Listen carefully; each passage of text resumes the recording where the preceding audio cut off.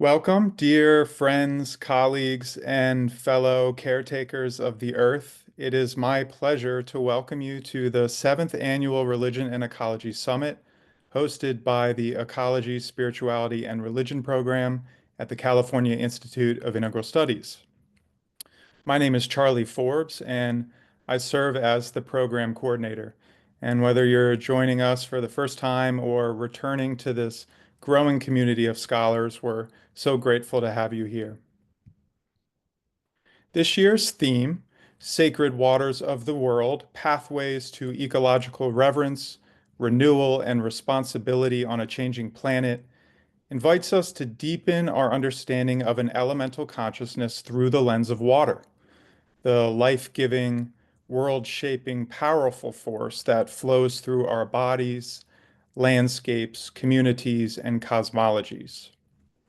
Over the next 2 days, we'll explore how our multifaceted relationship with water can inspire an ecological awareness rooted in reverence, renewal, and responsibility, especially amid escalating global water crises, with global challenges that range from pollution and scarcity to climate-driven concerns. This summit seeks to address how ecological degradation reflects a deeper crisis of consciousness. And this is something that we have an intention to heal. Reverence highlights water as a bridge between the ordinary and transcendent. Renewal emphasizes the capacity for ecological and spiritual regeneration. And responsibility underscores the moral duty to protect water resources and advance water justice. Together, these three sub-themes offer a framework for understanding water's essential role in fostering a relationship with the earth that safeguards the well-being of both human and more than human life. We're gathering virtually to listen, reflect, and respond to water's call through a keynote talk, academic panels, and conversations featuring Indigenous activists, scholars, artists, religious leaders, and environmental advocates from across the globe. And together we'll ask, how can we strengthen our relationship with water by deepening into its sacredness? And how can that guide our work and action within our communities? The summit is our program's signature event. And as such, it's an extracurricular offering demonstrating what we seek to cultivate in ecology, spirituality, and religion. Our mission is to empower students in exploring the contributions of religions, spiritualities, and philosophies to our planetary socio-ecological crisis. And our transdisciplinary approach is designed to equip students with the tools to imagine, create, and transform practices, worldviews, and lifeways in service of a just and flourishing human and more than human future. While we're gathering online, the summit has not always been this way. It was historically run in the Mission Street campus building of downtown San Francisco in Namaste Hall. From the first summit in 2016, the event has been an opportunity to support Bay Area activists and scholars. But like much of the world, we adapted through COVID, and now that it's held primarily online, it's been an opportunity, a tremendous opportunity, to foster international conversations. This year, we have speakers from Samoa and South Africa and scholars whose work takes them to places such as Indonesia and India and Italy. We have some amazing individuals joining us from all over the globe, and even a few folks from my neck of the woods here in the southeastern USA. All in all, it's a real gift to bring these global voices together. Housed within CIIS's School of Consciousness and Transformation, the Ecology, Spirituality, and Religion program is a graduate program offering both master's and PhD degrees. Our students and alumni work at the confluence of several disciplines and work for systemic change. Even if you're not currently enrolled in a degree program with us or elsewhere, we welcome lifelong learners who aim to positively impact the world. If you have any questions about our program, I know you're here for the summit, but if you're here, if you have questions about our program, our course offerings, or degree possibilities, please reach out. We welcome lifelong learners, and we do offer opportunities to take courses even for non-matriculating students. So A few technical notes about the summit before we begin. If you're here, you're in the right place. You made it. You'll use the same webinar link and passcode for all 4 academic panels and the keynote session across the next 2 days. So if you're here, you're all set. No need to re-register or switch links or anything like that. The chat will be fully open throughout the summit. Please feel free to share reflections, connections, and words of encouragement with fellow attendees. To submit questions for our speakers, please use the Q&A function located at the bottom of your screen. This will help our moderators collect and organize your questions to bring into the live discussions. So we have 2 panels today: the power of water and religious networks and creation, beginning at 10 a.m. Pacific time. That's what will directly follow this introduction. And water, spirituality, and ethics with environmental change, beginning at 1 p.m. Pacific. And we have a keynote session tomorrow morning beginning at 9 a.m. Pacific with Swati Tyagarajan from the Sea Change Project, and 2 more academic panels: Radical Remembering, a gathering of 3 bodies of water, and Rivers and the Rights of Nature, each beginning at the same times, 10 a.m. and 1 p.m. respectively. All of this should be laid out in the event program that was sent to the email you registered with. If you didn't receive that, please reach out and we can send that to you. If you have any questions, you can write either myself at cforbes1, that's like the number 1, at ciis.edu, or esr@ciis.edu. Recordings of the panels will be made available to registered participants after the summit. Lastly, I'd just like to take a moment, especially following Easter and in light of our focus on religion and ecology, to acknowledge the passing of Pope Francis, a monumental loss in the Catholic community. Particularly with 2 of his encyclicals, he called the world into deeper awareness of our shared responsibility for the earth and for one another. His vision of integral ecology wove together spiritual insight, social justice, and environmental stewardship in a way that continues to shape global conversations, Catholic social teaching, and a variety of religious leadership that endeavors to care for our common home. So thank you for being here, for bringing your presence, your curiosity, and your care. Tomorrow is Earth Day. This year's summit was designed to be held over this day, and it's why we're having our keynote tomorrow. And in the same way that the photo Earthrise really shifted our perspective and our consciousness about our activity on the planet, let's turn our awareness towards the earth into water and renew our commitments, deepen our relationships with the more than human, and embolden our collective vision for a more resilient world. So on behalf of the Ecology, Spirituality, and Religion program and the California Institute of Integral Studies, welcome. And now we're going to continue with the rest of our program here, and I'm honored to turn things over to our provost, Dr. Kathy Littles, for the provost address. Thank you for being with us today, Dr. Littles. Please take it away.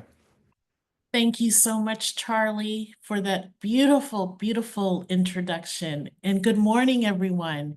I'm Kathy Littles. I am the provost at the California Institute of Integral Studies, and it is my honor to welcome all of you to the 7th Annual Religion and Ecology Summit with this year's theme of Sacred Waters of the World, Pathways to Ecological Reverence, Renewal, and Responsibility. I just absolutely love that theme and those words that we will be working with for the next couple of days. The summit is quite timely as our country and indeed the world grapples with rapid climate change, miseducation, misinformation about our ecosystems, which are so vital to our physical and spiritual well-being. Over the next 3 days, we invite you to explore and reflect deeply on what ecological reverence, renewal, and responsibility actually mean. Most importantly, how can we put this into practice and action as we co-create a solid, meaningful change? During our summit, we will invite you to explore the theme of elemental consciousness with a focus on water, a vital element at the heart of life itself. Water sustains ecosystems, it shapes our culture, it informs spiritual practices worldwide. I want to acknowledge and thank the faculty, the students, staff, the alums of ESR who underscore that we have a responsibility, a moral duty to protect our environment while simultaneously ensuring equitable access for all beings. The lens of this particular department at CIS provides a transformative framework for understanding water's essential role in fostering a sustainable and sacred relationship with the earth. I want to especially thank and honor the leadership of the department chair, Dr. Elizabeth Allison, for her vision and curriculum development. This department's pedagogy really meets the ecological and spiritual challenges with depth, creativity, and meaningful solutions.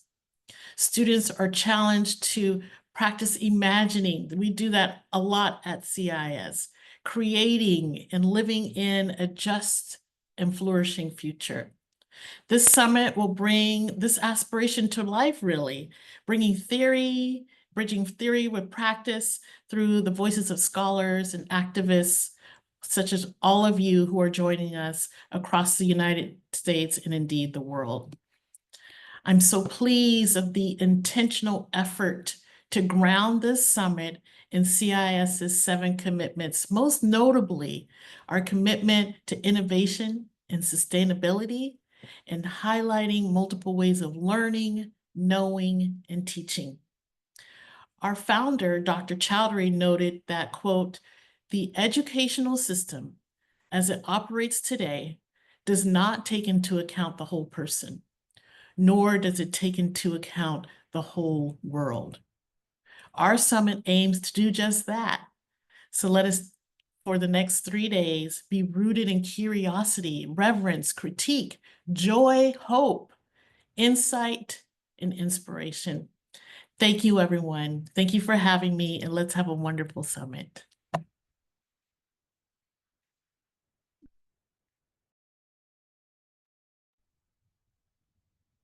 Thank Thank you you. very much, Dr. Littles.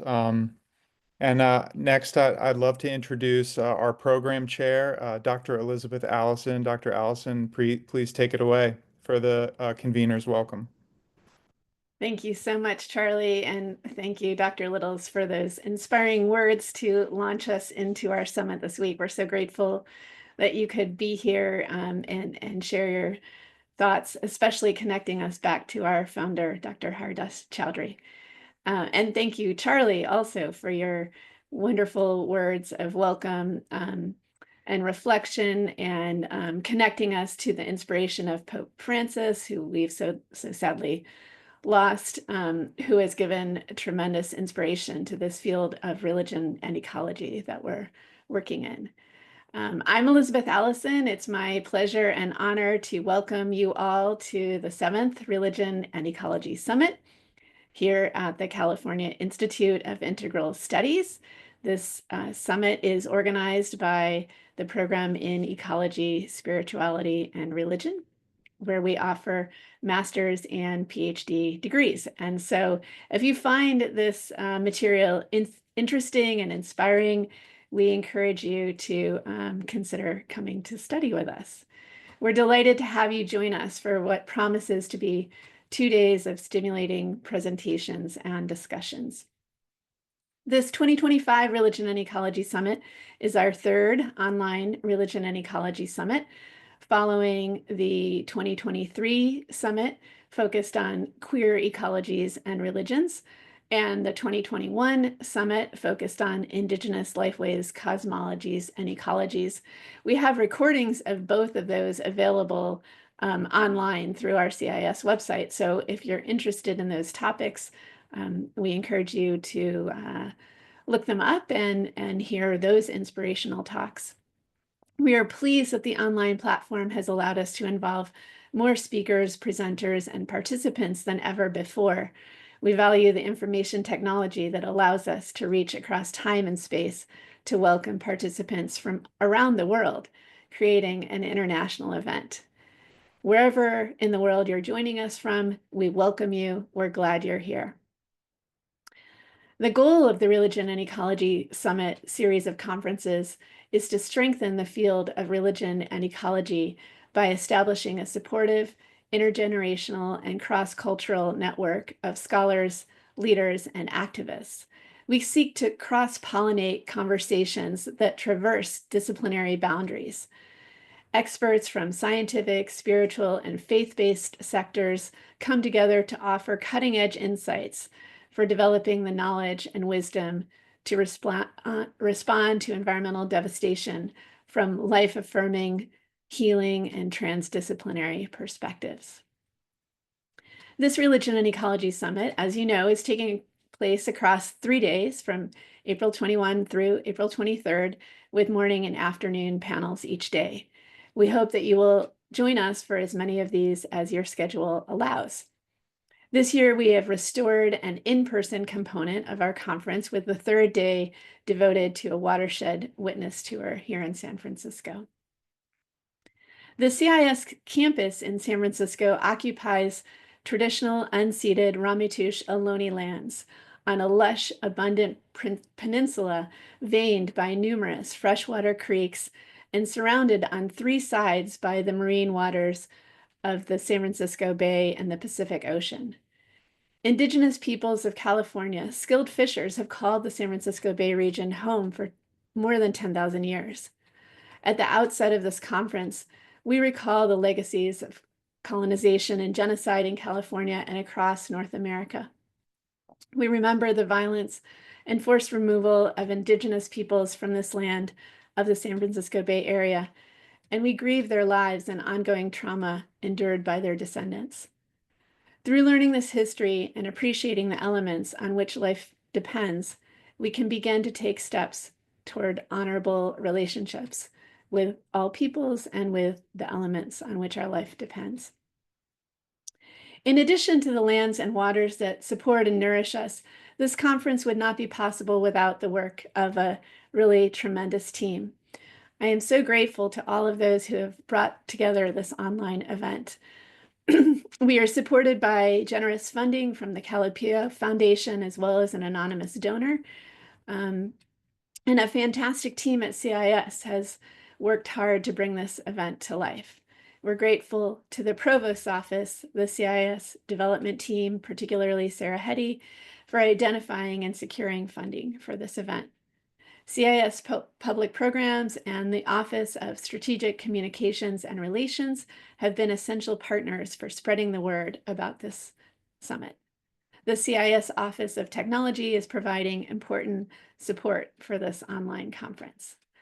And I extend extra special thanks and deep gratitude to Charlie Forbes, the masterful architect of this event, who has poured endless care, dedication, and devotion into the construction of our summit. Charlie is a graduate of the Ecology, Spirituality, and Religion program and is now program coordinator. He has been managing every detail of the program and logistics and has assembled an all-star cast of scholars, researchers, artists, and activists exploring the sacred waters of the world. We are so grateful to all of the speakers who are generously giving their time and expertise to the Religion and Ecology Summit. And we're also grateful to our graduate students who will serve as moderators, managing the question and answer sessions following the panel presentations. Now I'd like to say a few words about this year's conference theme, Sacred Waters of the World, Pathways to Ecological Reverence, Renewal, and Responsibility on a Changing Planet. Over the next 2 days, you will hear of water fresh and frozen, free running and controlled. You'll hear about oceans, bays, deltas, and estuaries, rivers, lakes, coastlines, and glaciers, all in the context of reverence, renewal, and responsibility.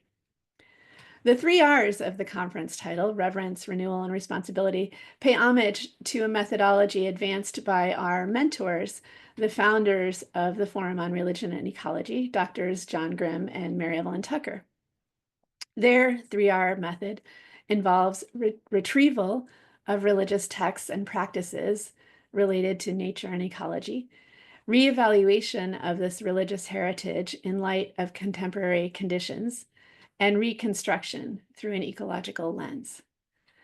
Building on the path-breaking work of Drs. Tucker and Grimm, we adopt the themes of reverence, renewal, and responsibility to enter into reflection on water as a fundamental element that supports life on Earth, and without which life itself would be impossible. This utter dependence on water is reflected in the reverence of diverse religious and spiritual traditions across the planet. This reverence is expressed in, for example, the Lakota expression of spiritual truth, Mni Wichoni, or water is life, which served as a rallying cry for the Standing Rock Sioux with indigenous and non-indigenous allies as they sought to protect the Missouri River, which supplies their water from pollution by the Dakota Access Pipeline. The recent Ramadan observance, which involves abstaining from food and water from sunrise to sunset, heightens participants' awareness of the importance of water. Right now, you may have a glass of water or a mug of tea or coffee on your desk, attesting to the intimate connection we maintain with water. To deepen this connection, I invite you to join me in a tiny experiment. Look at the back of your hand where the skin forms a boundary between you and the outer world. Take your other hand, pinch a small bit of skin, and then watch as it quickly returns to its smooth countenance, because our skin is nearly 2/3 water. When we're born, we're more than 3/4 water, desiccating as we age to 55 to 60% water. In religious rituals of renewal, water serves to cleanse, purify, and prepare participants for sacred encounters, as in Christian baptism or the Jewish mikveh. The theme of renewal also emphasizes the capacity for ecological and spiritual regeneration, bringing our attention to efforts to restore, renew, preserve, and protect waters. We will hear about work to establish legal recognition of rights of nature and to align human law with the laws of the natural world. Given this religious and spiritual reverence for water and the role of water in renewing and regenerating human-earth relations, we also reflect on human responsibility, considering our moral duty to protect water resources, advance water justice, and ensure equitable access for all beings. We will hear about innovative strategies for invoking human responsibility for recognizing, protecting, and regenerating the health of oceans and rivers. Through these varied panels and presentations, we hope to elevate human sacred interdependent relation with water to contribute to greater care and responsibility in attitudes, practices, and policies related to water. Our current historical moment calls for human protection of earthly elements that support our lives. Water often figures prominently as a metaphor. Writing on resistance to tyranny and authoritarianism recently, the San Francisco author and activist Rebecca Solnit wrote, quote, "It comes from us when we gather together as civil society. It comes from us when, like countless droplets of a wave, we wash over our government," suggesting that activists working together can bring about change that no one individually could bring about. Similarly, Taoism points out how water, which appears to be soft and malleable, can overcome even the hardest substance. In chapter 78 of the Tao Te Ching, the Stephen Mitchell translation explains, quote, "Nothing in the world is as soft and yielding as water. Yet for dissolving the hard and inflexible, nothing can surpass it. The soft overcomes the hard, the gentle overcomes the rigid. Everyone knows this is true, but few can put it into practice," end quote. Water can wear away solid rock, carving canyons in deserts and rounding peaks to hillsides. Let us be inspired by this simple yet powerful element as we learn from our speakers over the next 2 days. Let us be like water, flowing with change and joining together in waves of positive restoration. Thank you so much for being here, and I wish you a wonderful conference.